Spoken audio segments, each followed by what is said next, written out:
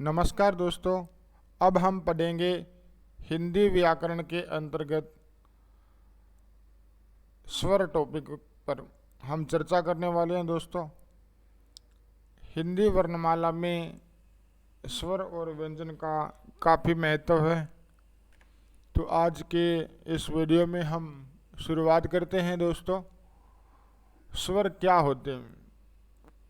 हालांकि आपको लगता है कि ये टॉपिक बिल्कुल ही नॉर्मल है हिंदी व्याकरण की दृष्टि से, लेकिन दोस्तों अगर हम आने वाले समय में प्रतियोगी परीक्षाओं में बैठेंगे तो इन्हीं टॉपिकों को आपको अच्छे से डीपली पढ़ना होगा, क्योंकि इन्हीं टॉपिकों में से अच्छे खासे प्रश्न आपको परीक्षा में ज़रूर मिलेंगे। दोस्तों, शुरुआत करते हैं इस टॉपिक की। स्वर किसे कहते हैं? जैसा कि आपने पढ़ा होगा कि हिंदी वर्णमाला में वर्ण होते हैं। दोस्तों, वर्ण के दो भेद होते हैं। कितने भेद होते हैं? दो, स्वर और व्यंजन। तो इन दोनों में से आज हम स्वर के तहत, स्वर के वर्गीकरण के अंतर्गत हम मात्रा और उच्चारण काल के समय के आधार पर स्वरों का वर्गीकरण पढ़ेंगे। तो सबसे पहले हम ये जान लेते हैं दोस्तों कि स्वर होते क्या हैं। जिस प्रकार दोस्तों भाषा में वर्णों के अंतर्गत दो भेद होते हैं, जो मैंने आपको थोड़ी देर पहले बताया, स्वर और व्यंजन। तो स्वर उन वर्णों को कहते हैं जिनका उच्चारण बिना अवरोध या बिना बाधा के होता है। इनके उच्चारण में दूसरे वर्ण की सहायता नहीं ली जाती है। ये सभी स्वतंत्र होते हैं और इनके उच्चारण में भीतर से आती हुई वायु मुख से निर्बाध यानी बिना बाधा के मुख से बाहर निकल जाते हैं। तो मित्रों, हम भाषा में किसी भी वर्ण का अगर उच्चारण करेंगे तो हमारे फेफड़ों में से हवा मुख की तरफ होती हुई मुख से बाहर निकलती है। तो मुख के अंदर जो भी उसके उच्चारण में जो प्रोसेस होती है मित्रों, वहाँ निर्धारित होता है कि हम स्वर का उच्चारण कर रहे हैं या व्यंजन का। तो स्वर का अगर हम उच्चारण कर रहे हैं तो किसी भी प्रकार की बाधा हमें बोलने में नहीं आती या उच्चारण करने में नहीं आती। ये जो स्वर होते हैं दोस्तों स्वतंत्र होते हैं, किसी भी दूसरे वर्ण की सहायता इसका उच्चारण करने में नहीं ली जाती। स्वर उन ध्वनियों को कहते हैं, स्वर उन ध्वनियों को कहते हैं जो स्वयं उच्चरित होती है, यानी कि स्वतंत्र होती है। इसके विपरीत अगर हम वर्ण का दूसरा भेद है जो व्यंजन, उसकी अगर हम बात करें तो व्यंजन उन ध्वनियों को कहते हैं जो स्वर की सहायता से उच्चरित होती है। यानी कि दोस्तों जो स्वर होते हैं, अगर हम इसकी बात करें ए, आ, तो दोस्तों ई, तो ये स्वर होते हैं, इनको किसी दूसरे वर्ण की सहायता से नहीं बोला जाता या इनका उच्चारण नहीं किया जाता। जबकि व्यंजन की अगर हम बात करते हैं, व्यंजन की, तो व्यंजन में अगर हम क को देखते हैं, किसको? क, तो ये दोस्तों ये वर्ण है क, व्यंजन। तो ये किस प्रकार से इसका निर्माण हुआ है? अगर इसको तोड़ेंगे तो क के नीचे हलंत प्लस ए। तो दोस्तों इस स्वर की सहायता से ही इस क रूपी व्यंजन का उच्चारण किया जा सकता है।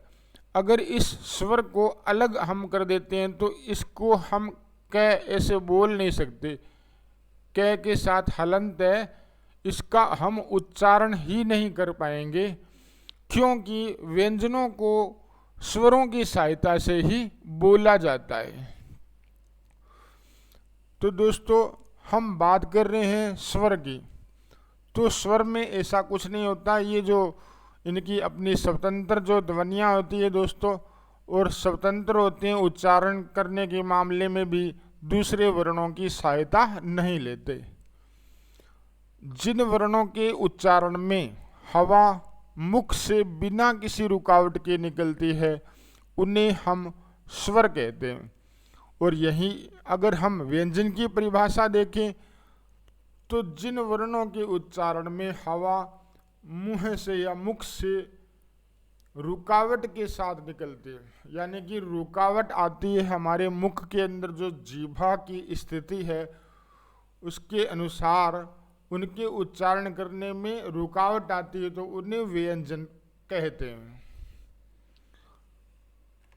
तो दोस्तों स्वर की अगर हम बात जो आगे बढ़ाते हैं उसी के संदर्भ में हमारे सामने प्रश्न आता है दोस्तों कि हिंदी में स्वर कितने होते हैं।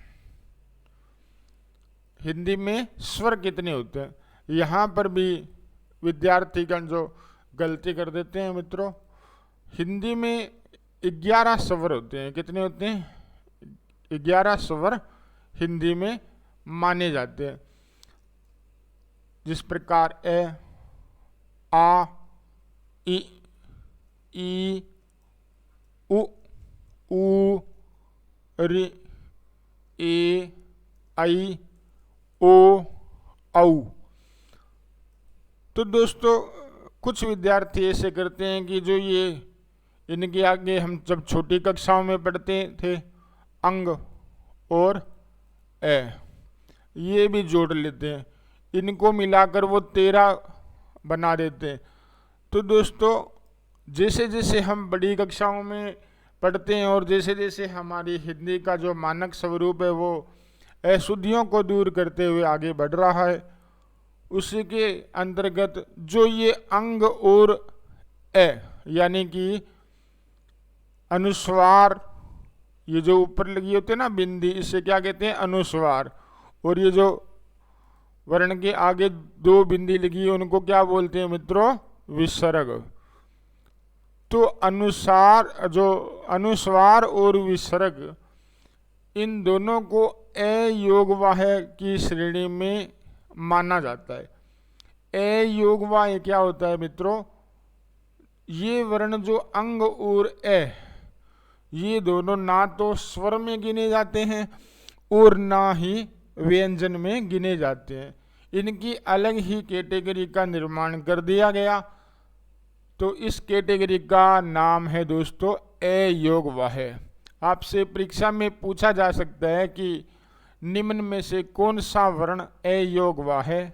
तो आपको याद रखना है अंग और ए, यानी अनुस्वार और विसर्ग। तो दोस्तों चलिए अगली स्लाइड पर चलते हैं। अब हम स्वरों का वर्गीकरण पढ़ेंगे मित्रों। स्वरों का वर्गीकरण है जो अलग अलग प्रकार से किया गया है। सबसे पहले हम पढ़ेंगे मात्रा या उच्चारण काल के आधार पर, कि हम स्वरों को बोलते हैं, उनका उच्चारण करते हैं, तो उनमें मात्रा और उच्चारण काल के समय के आधार पर हम जो स्वर के 3 प्रकार के भेद मानते हैं दोस्तों। कौन से 3 प्रकार के भेद कौन कौन से होते हैं? नंबर 1 ह्रस्व, नंबर 2 दीर्घ और नंबर 3 प्लुत। ये 3 भेद होते हैं। परीक्षा में आपसे पूछा जा सकता है कि उच्चारण काल या मात्रा के आधार पर स्वर कितने प्रकार के होते हैं। तो आपका सही उत्तर होगा तीन भेद कौन कौन से? ह्रस्व, दीर्घ और प्लुत। अब तीनों का जो अलग से हम विस्तार से अध्ययन करने वाले हैं।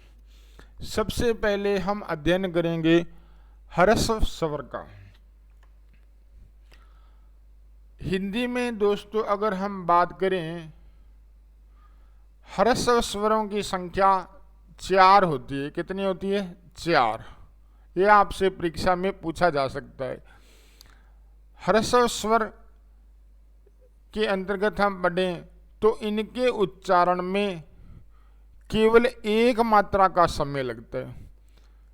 एक मात्रा का समय लगता है, यानी कि अपन जैसे और चुटकी बजाते हैं ना दोस्तों, एक चुटकी बजाते हैं तो उतना समय लगता है, इतना ही इसमें ह्रस्व स्वर में समय लगता है। ह्रस्व स्वर के उच्चारण में कम से कम समय लगता है। ह्रस्व स्वर को अन्य नाम, अब अन्य नाम कौन कौन से मित्रों? ह्रस्व स्वर के लघु स्वर, एकमात्रिक स्वर, मूल स्वर, शांत स्वर और स्थिर स्वर। तो मित्रों परीक्षा में आपसे ऐसे भी पूछा जा सकता है कि इस प्रकार का प्रश्न क्रिएट हो सकता है कि निम्न में से लघु स्वर कौन सा है, निम्न में से एकमात्रिक स्वर कौन सा है, निम्न में से मूल स्वर कौन सा है। तो आपको इनका नाम जरूर ध्यान में रखना है। ह्रस्व स्वर 4 होते हैं मित्रों, ए, ई, उ और री। तो ये 4 जो मूल स्वर होते हैं, मूल स्वर आपसे परीक्षा में पूछे जाएं तो आपका उत्तर क्या होगा? 4। ये चारों मूल स्वर भी कहलाते हैं तथा इनके उच्चारण में कम से कम समय लगता है। यानी कि आपको मैंने बताया कि एक चुटकी बजाते हैं, हाथ से जैसे चुटकी बजाते हैं तो उसमें क्षण भर का समय लगता है दोस्तों, इतना ही समय ह्रस्व स्वर बोलने में लगता है। ह्रस्व स्वर को दोस्तों प्राथमिक स्वर भी कहते हैं। एक इसका एक नाम ये भी है प्राथमिक स्वर, ये भी आप नोट कर लीजिएगा। अब हम दोस्तों पढ़ेंगे दीर्घ स्वर। हिंदी में दीर्घ स्वरों की संख्या कितनी होती है? तो दोस्तों हिंदी में दीर्घ स्वरों की संख्या होती है 7। इन स्वरों के उच्चारण में ह्रस्व स्वर से दुगना अर्थात 2 मात्राओं का समय लगता है। तो इसमें 2 मात्राएं होती है तो इसको द्विमात्रिक भी कहते हैं, और इसका समय है जो 2 मात्राओं के बराबर लगता है, इसलिए इन्हें दीर्घ स्वर कहते हैं। हिंदी में दीर्घ स्वरों की संख्या 3 और संयुक्त स्वरों की संख्या 4 होती है मित्रों। ध्यान रखना है कि दीर्घ स्वर के अंतर्गत ही इसके जो 2 भेद किए गए हैं, कौन कौन से? एक तो दीर्घ हो गया, एक हो गया संयुक्त स्वर। तो ये दोनों मिलाकर दोनों आते दीर्घ के अंदर ही है, लेकिन इसके 2 पार्ट कर दिए गए। कौन कौन से? दीर्घ स्वर, इनका जो 3 प्रकार के भेद होते हैं, आ, ई, उ, ये 3 होते हैं मित्रों। कितने होते हैं? 3। और संयुक्त स्वर होते हैं ए, आई, ओ, औ, ये होते हैं 4। तो दोनों को अगर जोड़ दें तो 7। दीर्घ स्वर अगर अपन से सीधा प्रश्न किया जाए कि हिंदी में दीर्घ स्वर कितने होते हैं, तो आपका उत्तर होगा 7। अगर ह्रस्व पूछे आपसे तो आप क्या उत्तर दोगे मित्रों? 4। तो 4 और ये 7 मिलाकर कितने हो गए? 11। विशेष आपको क्या ध्यान रखना है कि जो 4 स्वर हम बात कर रहे थे, ए, आई, ओ और औ की, तो इनमें दोस्तों संयुक्त मिश्र या संधि स्वर कहलाते हैं। तो इनका दूसरा नाम कौन सा है संयुक्त स्वर का? मिश्र स्वर या संधि स्वर। ये दो भिन्न भिन्न स्वरों के मेल से बनते हैं, यानी कि भिन्न भिन्न स्वर होते हैं दोस्तों इनमें, और उच्चारण स्थल भी जो अलग अलग होते हैं। ह्रस्व स्वर में एक ही उच्चारण स्थल से उच्चरित होने वाले जो वर्ण होते हैं मित्रों, और दीर्घ स्वर में अलग अलग स्थानों से उच्चारित होने वाले वर्णों का मेल होता है, जो कि संयुक्त स्वर कहलाता है। देखिएगा, थोड़ा डिटेल से पढ़ लेते हैं इसको।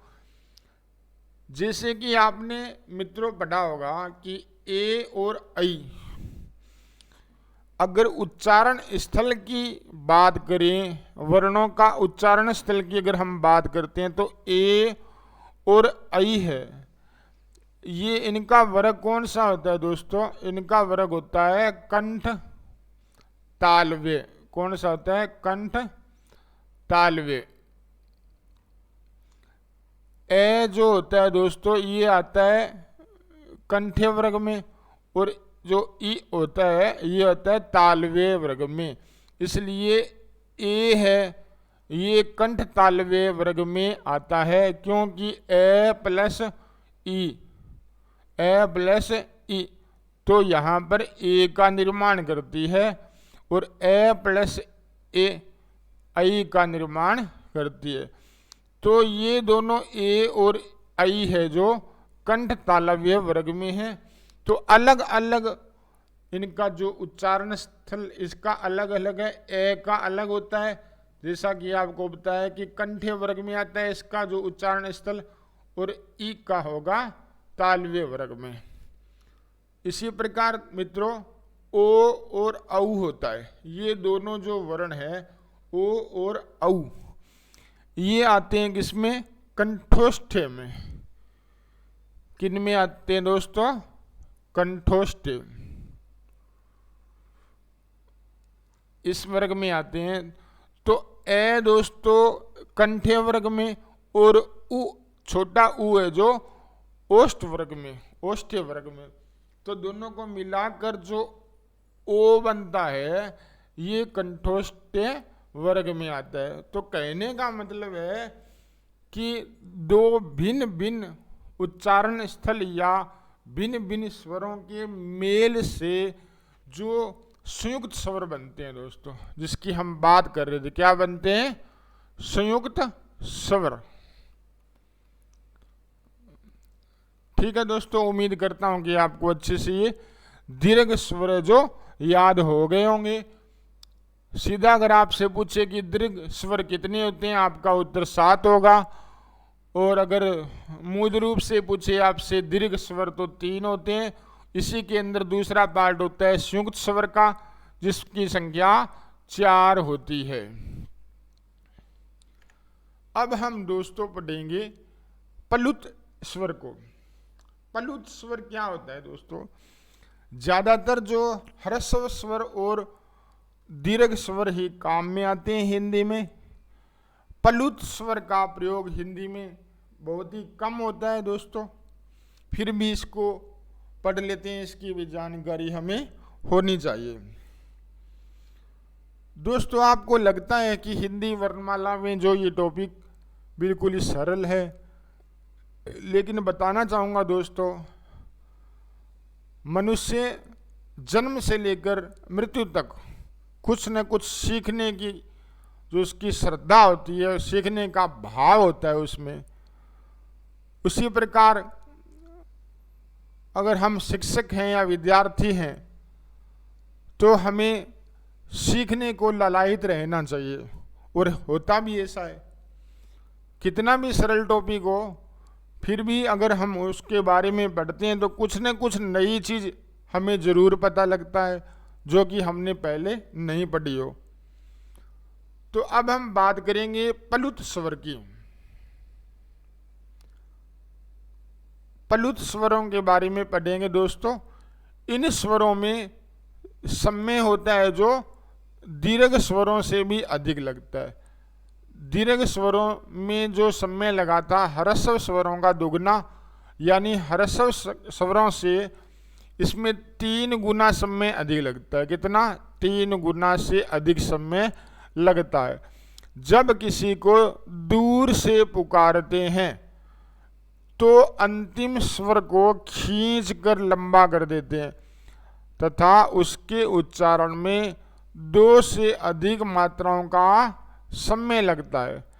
यानी कि प्लुत स्वरों को दिखाने के लिए 3 मात्राओं का गोतक, ये जो आपको लिपि चिन्ह दिखाई दे रहा है, इसका अंक प्रयोग में लाया जाता है। या अंग्रेजी में अगर हम बात करें, अंग्रेजी में दोस्तों एस होता है ना, ये इसके जो डिजाइन का ये जो प्लुत स्वर का जो ये निशान होता है, इसका प्रयोग किया जाता है कि किसी को पुकारने में, जैसे हम किसी का नाम पुकार रहे हैं, नाम तो उसका राम है और वो हमारे से थोड़ा दूर है, तो हम जोर से इसके चिल्लाते हैं कि राम, तो राम, इस प्रकार। तो ये बीच में जो प्लुत जो स्वर का जो निशान है दोस्तों, एस आकार का, ये लगने पर हमने रा को, जो इसकी ध्वनि को थोड़ा खींच दिया। तो किसी को पुकारने में अगर इसका प्रयोग हम करेंगे तो इसमें प्लुत स्वर जो चिन्ह है वो इसका यूज करेंगे। इसी प्रकार जैसे हम उच्चारित करते हैं ओम, इस प्रकार ओम। तो दोस्तों आप इस बात को अच्छे से समझ गए होंगे। किसी को पुकारने में या रोने में या चिल्लाने में या हंसने में या संगीत सौंदर्य में, जिस प्रकार कोई भी गीत वगैरह हम लय और ताल से गा रहे हैं तो उसमें जो हमारी टेक होती है वो लंबी खींचने का हम प्रयास करते हैं, तो उस संगीत में सौंदर्य निखर जाता है। और नाटकों के जो संवाद में भी प्लुत स्वर का प्रयोग किया जाता है। तो दोस्तों अभी हमने उच्चारण, सम्य काल और मात्रा के आधार पर स्वरों का वर्गीकरण पढ़ा, और अब आप इस टॉपिक के अंतर्गत इस प्रश्न का जवाब दीजिएगा। कमेंट बॉक्स में जरूर आपका उत्तर है वो हमें मिलना चाहिए। तो प्रश्न है दोस्तों, स्वरों के अंतर्गत ही हम बात करेंगे कि जाति के आधार पर स्वर के कौन से भेद होते हैं। आपको जाति के आधार पर स्वरों के भेदों के जो नाम है वो बताने, और कितने भेद होते हैं ये आपको कमेंट बॉक्स में बताना है मित्रों। तो उम्मीद करता हूं दोस्तों कि स्वरों के वर्गीकरण के अंतर्गत आपको मात्रा के आधार पर या उच्चारण सम्य के आधार पर जो स्वरों का वर्गीकरण है अच्छे से समझ में आ गया होगा। धन्यवाद दोस्तों।